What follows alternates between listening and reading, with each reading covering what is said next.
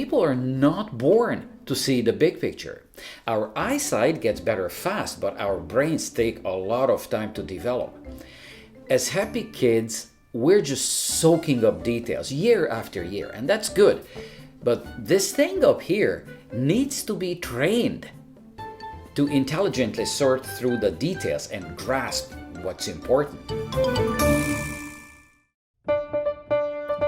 Here's what you find in an art class if there is any attempt to draw a portrait of a live model. The kids cannot sketch the orientation and the basic proportions of the head, but instead of stopping right here and correcting the mistakes, they're allowed to proceed. Then they capture a prominent detail, usually the eyes, and that's when the process becomes irreversible. Once the eyes are on the paper, it's a something, and this something cannot be allowed to become a nothing. So they pile on more details for completion's sake. Now, there's another thing here. The more we stare at our nice attempt, the more we get used to the drawing's flaws. Our perception cheats because we want our effort to be fruitful. The end result is a student drawing that looks a little bit like naive art. And the teacher comes, finds something in it that can be complimented, maybe offers a bit of a constructive suggestion. Business as usual, moving on. I'm an art teacher. When in grade 11 I decided to embark on this perilous journey, I took art classes. For months I was drawing cubes, then cubes and vases, then cubes and vases and drapery. I respected my teacher and I was highly motivated, but every time he stood behind my easel, I could expect brutally honest criticism. At any time, I could have walked away in frustration. At any time, my teacher could have given up on me.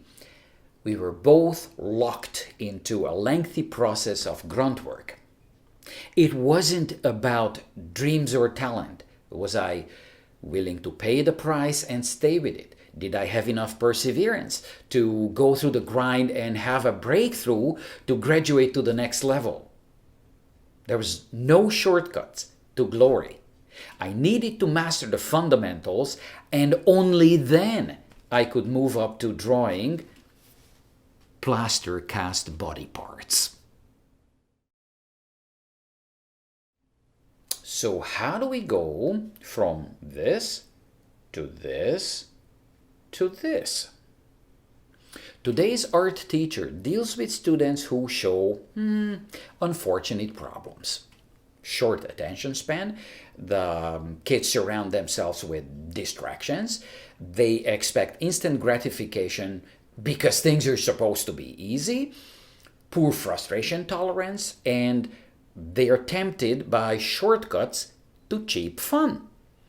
So what do our teachers do? They accept that this is the reality, they compromise and adjust, and these are the kids we have to work with and do something good, whatever is possible.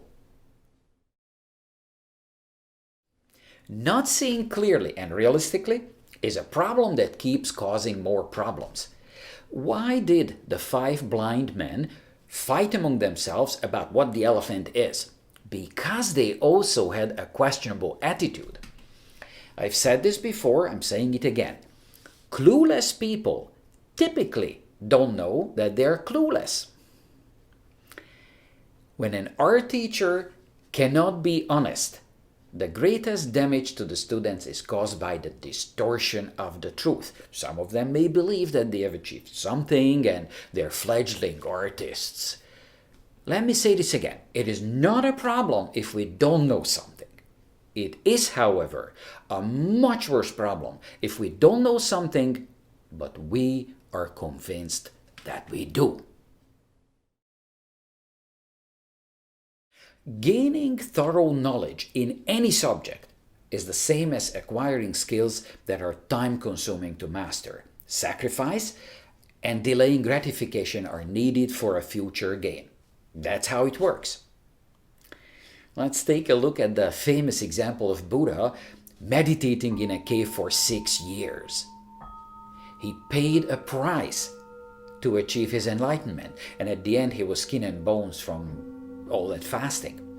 All the great thinkers and visionaries had to go through the same, a gestation period to be able to give birth to profound and new ideas. We don't need to be geniuses, but we all need to work up to our potential. I had a student, his name was Lobo. In spite of his best effort, he wasn't good in reading and writing. But everybody loved him because he was an honest boy and a solid character. At the end of the school year, he surprised us. He brought in a plywood pickup truck that he built on a garden wagon chassis. It was big enough for a grade 5 to squeeze into the cab, and we had a slope at the back of the schoolyard, and the kids took turns to roll down. Everybody loved it, and Lobo became a hero. This was his contribution to society. He proved that he had kinesthetic intelligence, like he was good with his hands, and he got a huge, big, shiny check mark in the perseverance box. Intelligence and the willingness to work hard are the two best indicators of future success.